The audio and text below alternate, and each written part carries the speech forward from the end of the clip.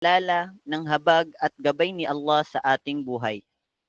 At malugod po naming tinatanggap ang lahat ng nanonood at nakikinig, pati na ang ating tagapagsalita na si Sheikh Salman Hassan. At siya po ay isang daiya na kilala sa kanyang kaalaman at malasakit sa ummah. At ang kanyang tatalakayin ay ang Al-Fiqhu, Kabanata 16. Naam. At hindi na po natin papatagalin, ang oras ay atin na pong ibibigay sa kanya. Ya Sheikh, falyatafaddal mashkuran ma'jura.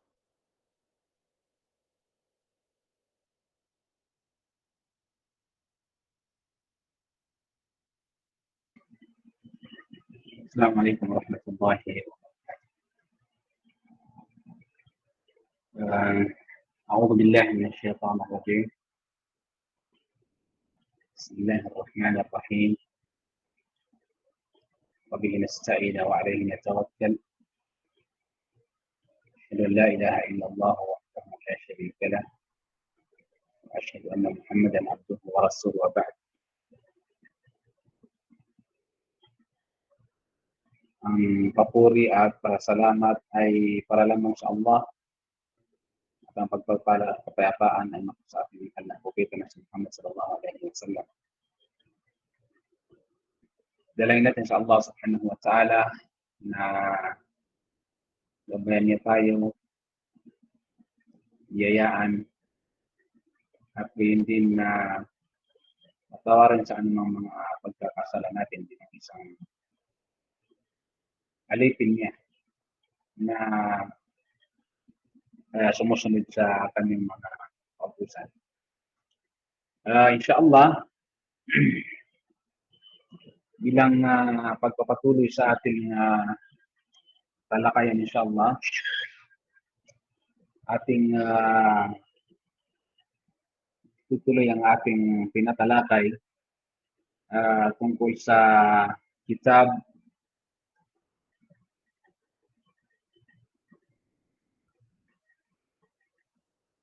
ng fiqh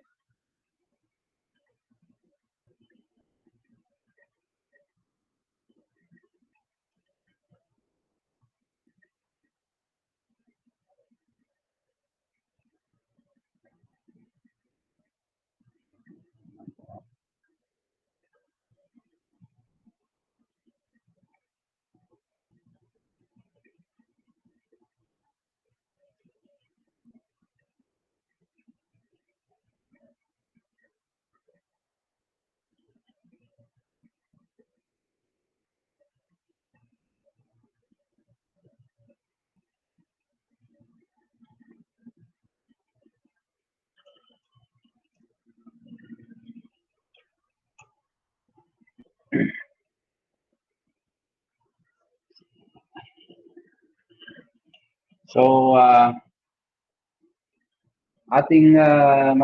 tayo ay magpapatuloy ng ating talakayan sa kitab na Mulakhas al-Fiqhi ni Sheikh Saleh Al-Fawzan rahimahullahu ta'ala. At ito ang nung nakaraan ay natapos natin ang Kitab al-Tahara. At inshallah, ngayong hapon at gabi sa ating bansang Pilipinas, tayo ay magsisimula sa pangalawang talakayan na ito ay ang Kitab al-Salah. At alam natin ang Kitab al-Salah ay sa kitab na ito ni Sheikh Saleh Al-Fawzan rahimahullah ta'ala na Mulakhas al-Fiqhi ay nabibilangan ng maraming topiko patungkol sa mga kaugnay sa pagdarasal sa salah. At ngayong hapon inshallah, ang unang ating tatalakayin dito ay tungkol sa babun fi wujub as-salawat al-khams. Ibig sabihin, ito ay patungkol sa pagiging obligado ng 5 ulit na salah, yung khamsa salawat o as-salawatul khams, ang 5 beses na pagdarasal sa araw-araw. So,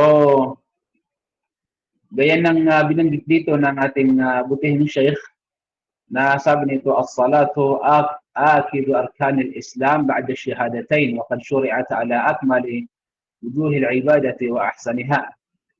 Ibig sabihin na ang salaan niya, sabi ni Sheikh Saleh Al-Fawzan rahimahullah ta'ala, ay ang pinakamahalagang haligi ng Islam. Pagkatapos ng shahadatain, pagkatapos ng panunumpa na walang karapat-dapat na sambahin maliban sa Allah at na si Muhammad ay kanyang huling sugo, yung pagsabi natin na asyhadu an la ilaha illallah wa anna Muhammad Rasulullah wa hiya awwalu min arkanil Islam. Siya ang unang haligi ng Islam. At sa gayon sinabi ni Sheikh Saleh Al-Fawzan rahimahullah ta'ala, kasama sa sala na ito ang maraming uri ng pagsamba. Kabilang dito na binanggit ni Sheikh Saleh Al-Fawzan, kasama dito ang dhikrillah wa tilawatin bi kitabihi wa qiyamin bayna yadayillah wa ruku'in wa sujudin wa du'ain wa tasbihin wa takbirin. Kabilangan niya dito sa sa loob ng salah na ito, ng pagdarasal na ito, ang pag-alaala sa Allah subhanahu wa ta'ala, pagbabasa ng kanyang aklat, pagtayo sa harap ng Allah subhanahu wa ta'ala, pagyuko o pagyukod, yung ruku', at pagsujud, yung pagpapatirapat, gayon din na pagsusumamo, ito yung dua, pagdudua sa Allah subhanahu wa ta'ala, wa tasbihin, at pagluwalhati sa Allah subhanahu wa ta'ala, wa takbir, at ang pagdakila sa Allah subhanahu wa ta'ala. وهي رأس العبادة البدنية ولم تخل منها شريعة رسول من رسول الله من رسول الله عليه الصلاة والسلام. At tatandaan po natin na ang sala ang pinakapangunahing physical na mga gawaing pagsamba sa Allah subhanahu wa ta'ala, at kailanman ay hindi ito iniwanan ng mga propeta alayhi salatu wassalam. Gayon din na sinabi ni Sheikh Saleh Al-Fawzan rahimahullah ta'ala, at ipinag-utos ito ng Allah subhanahu wa ta'ala sa kanyang propeta. Kumbaga inubliga ito ng Allah subhanahu wa ta'ala sa kanyang propeta na si Propeta Muhammad sallallahu alayhi wa sallam, ang pinakahuli sa mga propeta, sa gabi ng Laylatul Mi'raj. Sa gabi ng Laylatul Mi'raj, ibig sabihin ito yung gabi ng pag-akyat ni Propeta Muhammad sa langit, sa sama, bikhilaf sa'ir al-shara'i, at gayon din sinabi ni Sheikh Saleh Al-Fawzan rahimahullah ta'ala, hindi katulad ng lahat ng iba pang mga batas sa relihiyon. Kumbaga ipinakikita o pinapakita nito ang kadakilaan nito at ang pagbibigay diin sa pagiging obligasyon nito at ang katayuan nito sa Allah subhanahu wa ta'ala. Gayon din na waqad jaa fi fadliha wa wujubiha ala al-a'yan ahadith kathiratun, at maraming mga hadith sinabi ni Sheikh Saleh Al-Fawzan rahimahullah ta'ala ang nagsasalaysay tungkol sa mga kahigitan at individual na obligasyon nitong sala na ito. Ang pagiging obligasyon nito ay kilala sa relihiyong Islam, ang relihiyon ng Allah subhanahu wa ta'ala. Ang sino mang tumanggi nito, sinabi ni Sheikh Saleh Al-Fawzan rahimahullah ta'ala, "Faman jahadaha faqad irtadda an dinil Islam, yustatabu fa in taba illa qutila bi ijma'il muslimin." Sinabi ni Sheikh Saleh Al-Fawzan rahimahullah ta'ala, itong 5 ulit na pagdarasal na ito, ang sinumang tumanggi dito, sinabi niya, ay tumalikod sa relihiyong Islam. Kumbaga, sino man ang iwanan niya itong sala na ito, ay tumalikod siya sa relihiyong Islam. At kinakailangan niyang magbalik loob sa Allah subhanahu wa ta'ala. At kung siya ay magtawba, makakabuti sa kanya ang kanyang ginawa. At kung hindi siya nagtawba, ay nararapat ang pagpatay sa kanya. Sinabi ni Sheikh Saleh Al-Fawzan rahimahullah ta'ala, ayon sa ijma'il muslimin na pagkasunduan ng mga Muslim. At gayon din na sinabi nito, was-salatu fil lugha, ang sala daw linguistically sa lugha, sa language, kahulugan nito sa language ng sala ay ad-du'a. Ibig sabihin ito ay pagsusumamo, panalangin, pagdudua. Qala Allah Ta'ala, Gaya ng sinabi ng Allah subhanahu wa ta'ala sa surah At-Tawbah, بعد أعوذ بالله من الشيطان الرجيم وصلي عليهم ay ad'u lahum. Sinabi ng Allah subhanahu wa ta'ala at sila ay iyong ipanalangin sa Allah o ihingi mo sila o Muhammad ng kapatawaran sa kanilang mga pagkakasala upang sila ay mapatawad. Ibig sabihin nito na sinabi ni Sheikh Saleh Al-Fawzan rahimahullah ta'ala, ad'u lahum. Ibig sabihin na magsumamo para sa kanila. Ma'anaha fi syara' at ang sa batas ng Islam, ang kahulugan naman ito o pakahulugan nito sa pagsasabata sa Islam o sa pananampalatayang Islam, itong 5 ulit na sala na ito ay aqwalun wa af'alun makhsusatun muftatahatun bil-takbir wa muhtatamatun bil-taslim. Ibig sabihin na ito ay mga tiyak na salita, kilos o gawa o mga gawain na kung saan ito ay nagsisimula sa takbir o pagsabi ng Allahu Akbar at ito yung takbiratul ihram, yung pinakapaunahing pagtakbir, pagsabi natin ng Allahu Akbar. Dito nagsisimula ang ating sala at ito ay nagtatapos, sabi ni Sheikh Saleh Al-Fawzan rahimahullah ta'ala, sa taslim. Ibig sabihin yung pagsabi natin ng Assalamu alaikum warahmatullah, Assalamu alaikum warahmatullah. So ibig sabihin pagka nagsalam ka na dito sa kaliwang bahagi, ang iyong sala ay tapos na, kaya pinahihintulot ng mga ipinagbabawal sa sala. So, ito daw ay tinawag na ganito dahil kasama dito ang pagsusumamo. Okay? At ang nagsasala ay patuloy na gumagawa ng mga pagsusumamo ng pagsamba o mga dua na pagsamba sa Allah subhanahu wa ta'ala, papuri sa Allah subhanahu wa ta'ala, paghiling sa Allah subhanahu wa ta'ala. Sa makatuwid, ito ay tinawag na as-salah or sunniyat salatun. Ito ay tinawag na salah. Gayon din na waqad furidat laylat al-Isra'i qabla al-hijra خمس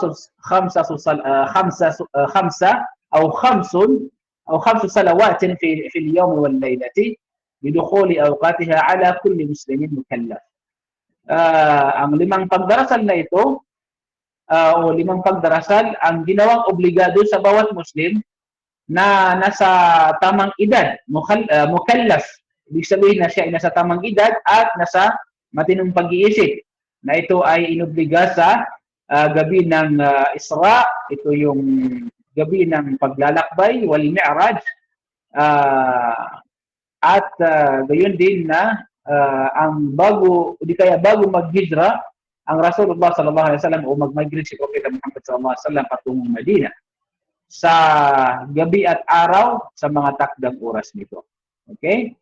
So, qala ta'ala, gaya ng sinabi ng Allah subhanahu wa ta'ala sa maluwalhating Quran, na sabi nito, inna as-salata kanat 'ala al-mu'minina kitaban mawquta. Ibig sabihin ng sinabi ng Allah subhanahu wa ta'ala, sapagkat katotohanan sinabi ng Allah na ang pagdarasal o ang sala ay isang tungkulin na itinagubilin para sa mga naniniwala sa mga tinakdang oras nito o mga itinakdang oras nito.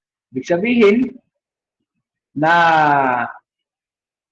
sinabi rito ay mafruḍan fil awqat allati bayyanaha Rasulullah sallallahu alaihi wasallam wa biqawlihi wa bifi'lihi. Ito ay obligado sa mga oras na tinukoy ng sugo ng Allah subhanahu wa ta'ala, tinukoy ng Rasulullah sallallahu alaihi wasallam sa kanyang mga salita at kilos.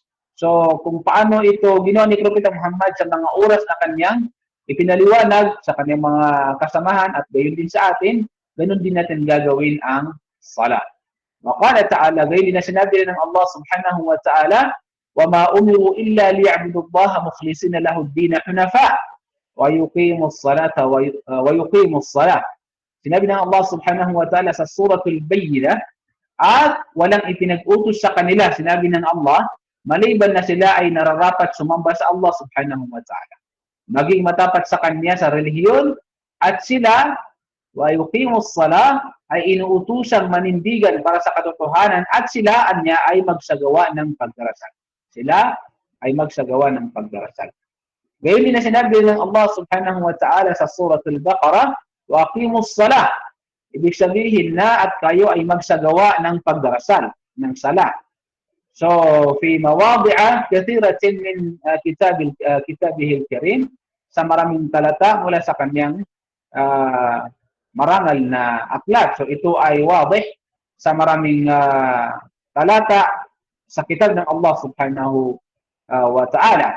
At gayon din, waqala ta'ala, sinabi din ng Allah subhanahu wa ta'ala, na kulli ibadiy alladhina amanu yuqimus salah. Sinabi ng Allah subhanahu wa ta'ala na sabihin mo, Muhammad sallallahu alaihi wasallam, sa aking mga alipin na naniniwala, sinabi ng Allah subhanahu wa ta'ala, na isagawa nila ang salah sa tamang pamamaraan nito. Sa tamang pamamaraan nito. So, tatandaan natin na ang pagsasagawa ng sala ay kinakailangan maisagawa na rin ito sa tamang pamamaraan nito, sa tamang oras nito, dahil ito ang ipinag-utos ng Allah sa atin mula sa pag-utos niya kay Propeta Muhammad sallallahu alaihi wasallam. Wa qala subhanahu wa ta'ala, gayon din na sinabi rin ng Allah subhanahu wa ta'ala sa suratul Rum, surah Ar-Rum, fasubhanallahi hina tumsuna wa hina tusbihun. وله الحمد في السماوات والأرض وعشيا وحين تظهرون. Sinabi ng Allah subhanahu wa ta'ala, kaya inyong luwalhatiin ng mga papuri ang Allah subhanahu wa ta'ala kung kayo ay abutan ng gabi at kung kayo ay datnan ng umaga. At sa kanya sinabi ng Allah subhanahu wa ta'ala ang mga papuri sa mga kalangitan at kalupaan. At luwalhatiin siya sa gabi sa paglubog ng araw at kung kayo ay nasa katanghalian sa kasikatan ng araw. So, kaya sinabi rito ni Sheikh Salih Al-Fawzan rahimahullahu ta'ala, sinuman niya ang datnan ng oras ng pagdarasal o ng sala habang siya ay nasa hustong gulang at matino, ito ay obligado para sa kanya. Maliban sa isang babaeng may rigla o pagkatapos ng panganganak, na hindi obligado para sa kanya at hindi na nila kailangang bayaran kapag sila ay naging dalisay na, kapag sila ay naging malinis na, ang mga kababaihan na may rigla at nagkaroon ng nifas. Ayon sa ijma' ng mga ulama, sinabi ni Sheikh Salih Al-Fawzan rahimahullah ta'ala. Gayon din, kung sino man niya ang nawalan ng malay dahil sa pagtulog, okay? O sila ay nahimatay, sinabi ni Sheikh Salih Al-Fawzan rahimahullah ta'ala, o ang mga katulad nito ay kailangan magbayad kapag siya ay nagising na. Ibig sabihin, kung nawalan ka ng malay or nakatulog ka o ano pa mang klaseng pangyayari na naging dahilan na hindi mo nagawa ang sala sa pamagitan ng pagkahimatay, pagkawalan ng malay, pagka nagkamalay ka na, sinabi ni Sheikh Salih Al-Fawzan rahimahullah ta'ala, ay kailangan kang magbayad o kailangan mong bayaran ang sala na naiwan mo sapagkat ito ay nangyari sa panahon ni Umar radiyallahu anhu. Okay, nung siya ay pagtangka ang patay nung Hudyo at nawalan ng malay si Umar radiyallahu anhu at pagkatapos nito nung kanyang pagkagising ay nagsala siya ng Salatul Fajr. Gayon din na sinabi ng Allah subhanahu wa ta'ala, wa aqimus salata li dhikri. Ibig sabihin na magsagawa ka ng pagdarasal bilang pag-alaala sa akin, sinabi ng Allah subhanahu wa ta'ala. O bilang paalaala sa akin, sinabi ng Allah subhanahu wa ta'ala. Wa qala sallallahu alayhi wa sallam, sinabi rin ni Propeta Muhammad sallallahu alayhi wa sallam, man nama an salatin aw nasyaha falyusalliha idha dhakaraha. Akhrajahu al-Bukhari wa Muslim. Sinabi ng Rasulullah sallallahu alayhi wa sallam na sinuman niya ang nakatulugan niya ang salah o nakalimutan ito. Nakatulugan niya sa kadahilan ng kanyang pagod sa trabaho, halimbawa, pagod siya sa trabaho at nakatulog siya, o di kaya inakalimutan niya ang pagsasala, sinabi ni Propeta Muhammad sallallahu alaihi wasallam, hayaan siyang magsala kapag naalala niya ito. So babayaran niya ang sala kapag ito ay naalala niya. Okay? Or nagising siya. Gayon din na sinabi ni Sheikh Salih Al-Fawzan rahimahullah ta'ala, ويلزم ولي الصغير أن يأمره بالصلاة إذا بلغ 7 سنين وإن كانت لا تجب عليه ولكن ليهتم بها ويتمرن عليها. Na sinabi ni Sheikh Saleh Al-Fawzan rahimahullah ta'ala na ito ay nakakalimutan ng mga magulang habang bata pa o habang wala pa sa tamang edad ang kanilang mga anak. Ito, lagi nila ito nakakalimutan. At para po sa mga magulang, para po sa inyo ito, sinabi ni Sheikh Saleh Al-Fawzan rahimahullah ta'ala, obligado para sa isang wali, ibig sabihin na magulang ng bata na turuan siyang magsala kapag siya ay umabot sa edad na 7. Kapag nasa 7 taong gulang na yung kanyang anak, obligado na, ikaw ay obligado na ikaw ay o turuan mo ang iyong anak sa pamamaraan ng pagsasala o utusan mo siya na, turuan mo siya ng pagsasala, sinabi ni Sheikh Saleh Al-Fawzan, o utusan mo siya na magsala. Kahit na ito ay hindi obligado para sa kanya. So, ikaw na wali, magulang, obligado sa'yo na turuan mo ang iyong anak kapag nasa 7 taong gulang na. Gayon pa man, sinabi niya, dapat niyang bigyang pansin ito at isagawa ito. At siya at ang kanyang magulang ay gagantimpalaan kung siya ay magsasala. So, kung magsasala yung anak mo, kahit wala pa ito sa tamang gulang, gagantimpalaan ng Allah subhanahu wa ta'ala yung anak, at gayon din na ikaw bilang kanyang magulang, ikaw ay gagantimpalaan ng Allah subhanahu wa ta'ala. Ang pangkalahat, ang kahulugan ng pahayag ng makapangyarihan sa lahat, ang Allah subhanahu wa ta'ala, na kanyang sinabi sa surah Al-An'am, man ja'a bil hasanati falahu 10 amsalha. Ang gantimpala ng bawat kabutihan mula sa kanyang mga mabubuting gawa ay katumbas ng 10 kabutihan na tulad nito. Ngayon,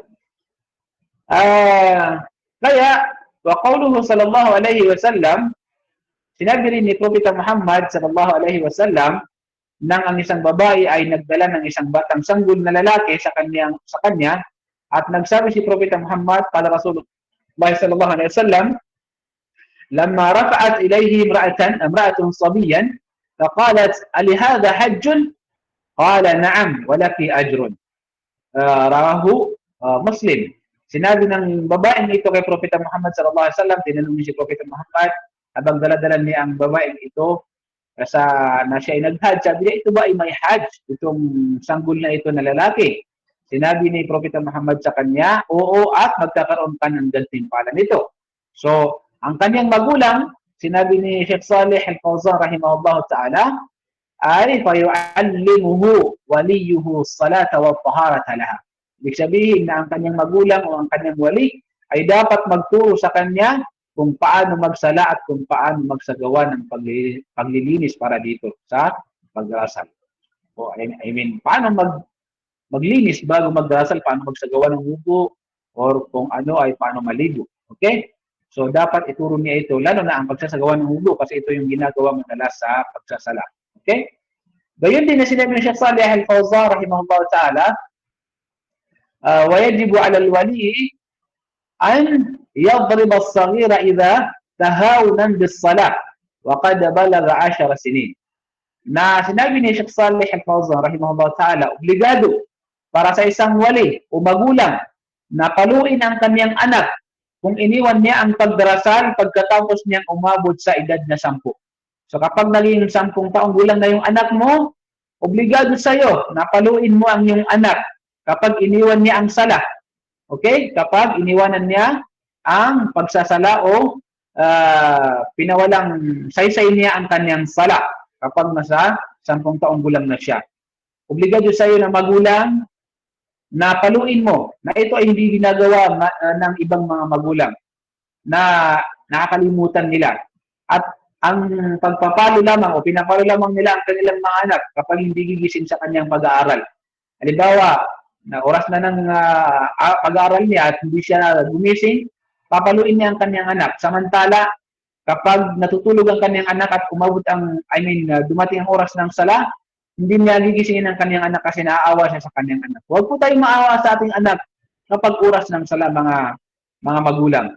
Sapagkat, yun ay tulong natin sa kanila na lumaki sila na hindi nila iniiwanan ng sala, lalo na ang salatul fajr. Opo. Batay sa sinabi ng Propeta sallallahu alaihi wasallam, mu auladakum bis-salati wa hum abna'u 7 sinin. Wadribuhum 'alayha wa hum abna'u 10 وفرقوا بينهم في المضاجع. Rawahu Abu Dawud. Sinabi ng Rasulullah sallallahu alaihi wasallam na utusan mo anya ang iyong mga anak na magsala kapag sila ay 7 taong gulang na. At panuin sila para dito kapag sila ay 10 taong gulang na. At gayon din na ito yung nakalimutan natin na paghiwalayin sila sa kanilang mga higaan. Ang mga babae at lalaki, yung mga batang babae, batang lalaki, kahit sila ay mga bata pa, sanayin na sila na pinaghihiwalay sila sa kanilang higaan. Ito yung nararapat para sa kanila mga kapatid sa pananampalataya, lalo na ang mga magulang. Opo.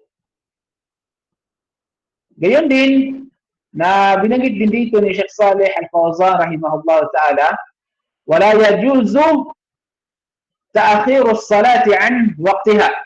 Qala Allah ta'ala, inna as-salata kanat 'ala al-mu'minina kitaban mawquta. Sa surah An-Nisa, sinabi ng Allah sinabi ni Sheikh Saleh Al-Fawzan rahimahullah ta'ala, hindi kailanman pinahihintulutang ipagpaliban ang sala, itaakhir ang sala ng lampas sa itinakdang oras nito.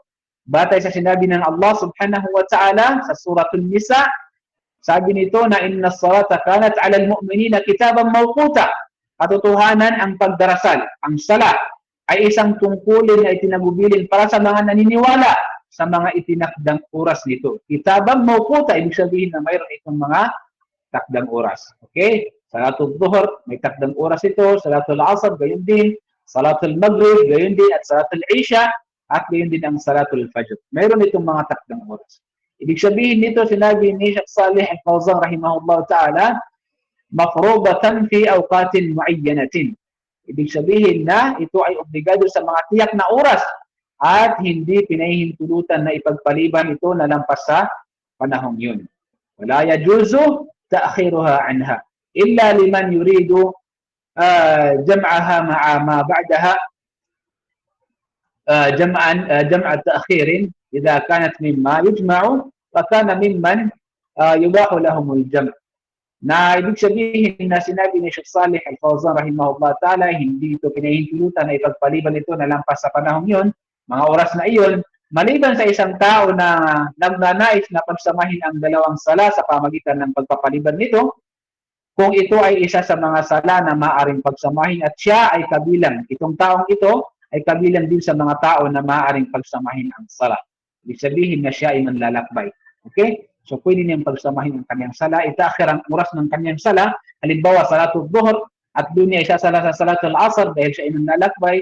Ito ay pinahihintulutan. Sinabi ni Sheikh Saleh Al-Fawzan rahimahullah ta'ala. Okay? Maliban dito ay hindi maaari. Gayon din, wa amma ta'akhiru salati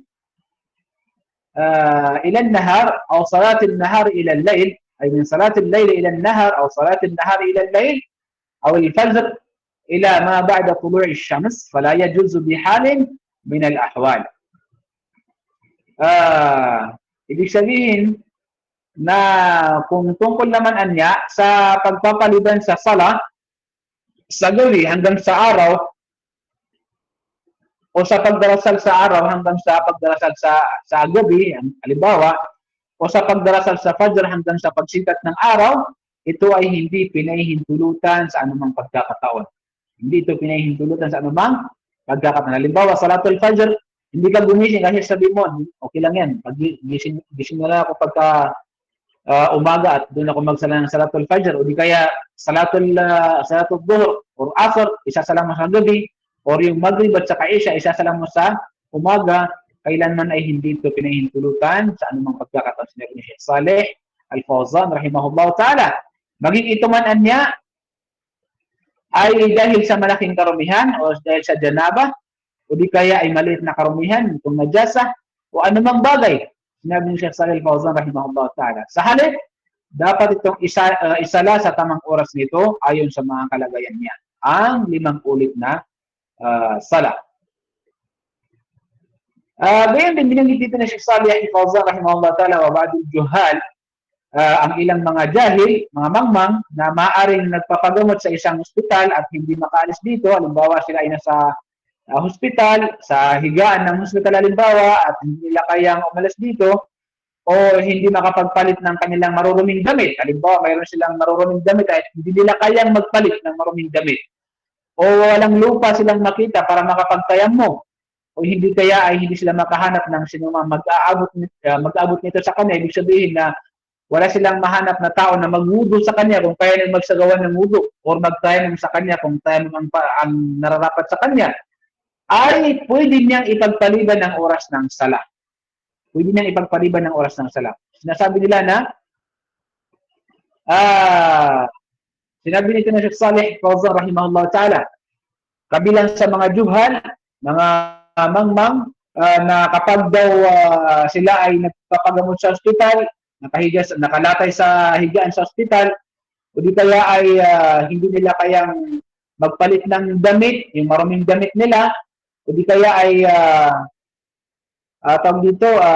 hindi nila kayang, o wala silang nakitang lupa para magtayamum, o di kaya ay wala silang makitang tao na magwudu sa kanila or kung ablution para sa kanya or makakapagtayamum sa kanya o alalayan siya para makapagsala o makapaglinis. At ginagawa nila ay tinataakhir daw nila ang sala. Fayukhara as-salata an waqtiha, tinataakhir nila ang oras ng sala. At wayaqul, at sasabihin nila na isasala ko ito wa usalliha fima ba'du idza zala al-'udhr. Ibig sabihin na isasalo na ito. Di ba marami ito? Marami po itong ganitong pangyayari po. Tatandaan po natin ito. Ito lagi nangyayari sa atin sa Pilipinas.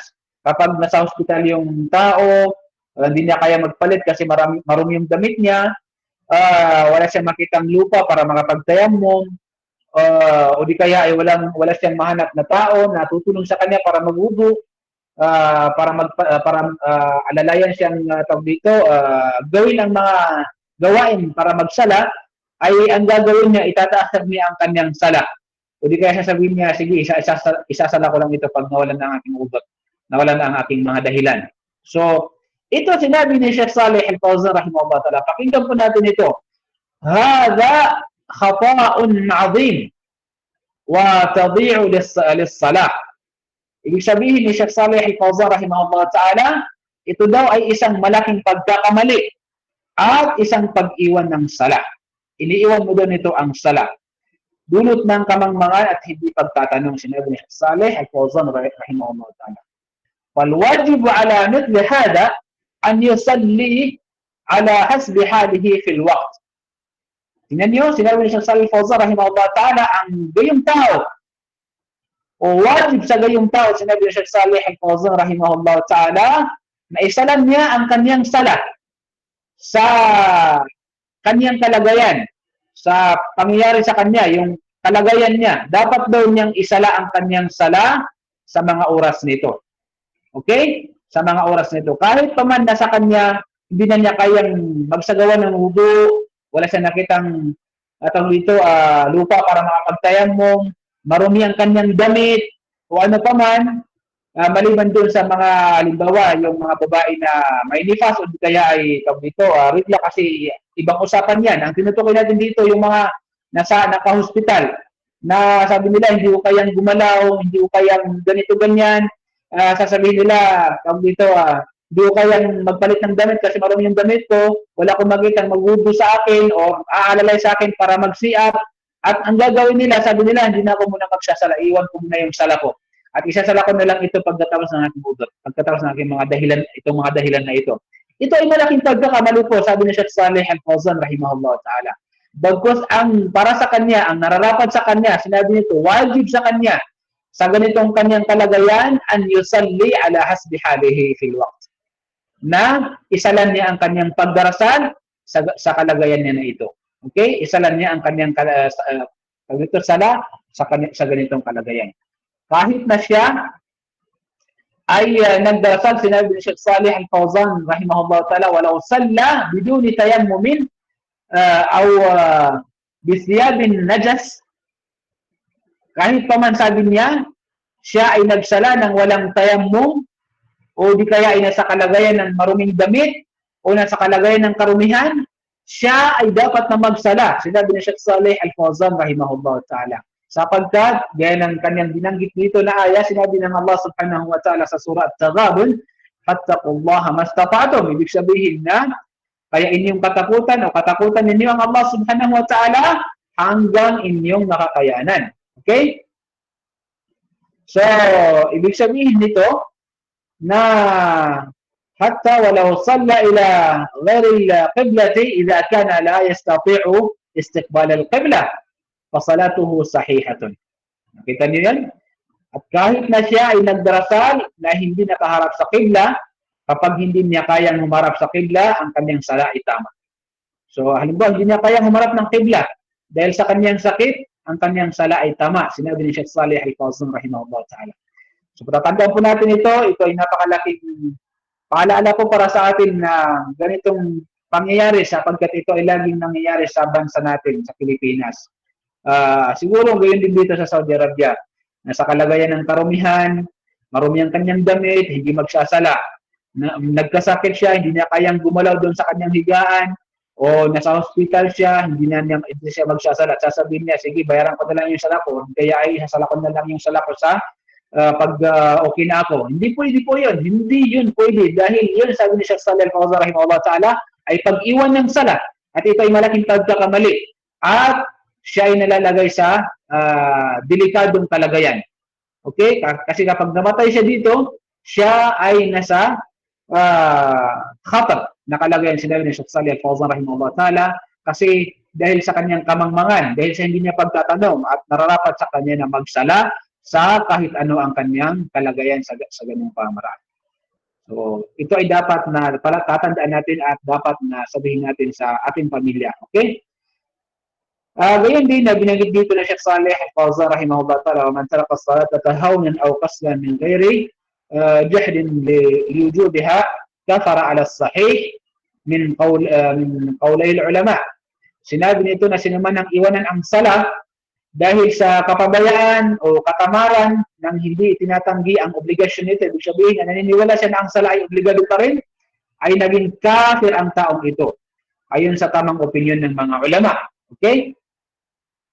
Sa katunayan, ito ang tamang pananaw na pinutunayan ng hadith ni Propeta Muhammad sallallahu alaihi wasallam, bayna ar-rajuli wa bayna ash-shirki wal kufri tarka as-salah.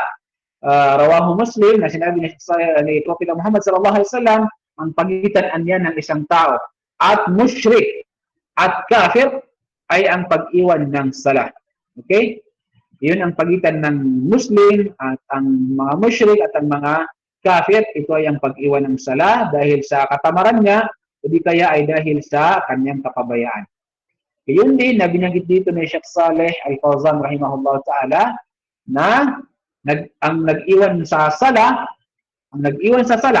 iniwan niya ang kanyang sala ay dapat malaman ng mga tao na tinalikuran ito. Ibig sabihin na ipamalata sa mga tao na tinalikuran niya ang sala. Iniwan niya ang kanyang sala upang siya ay mapahiya hanggang sa siya ay magsala. Sinabi ni Sheikh Salih Al-Fawzan rahimahullah ta'ala, hindi siya dapat batiin. Ang taong iniwan ng sala, hindi tayo dapat magsalam sa kanya.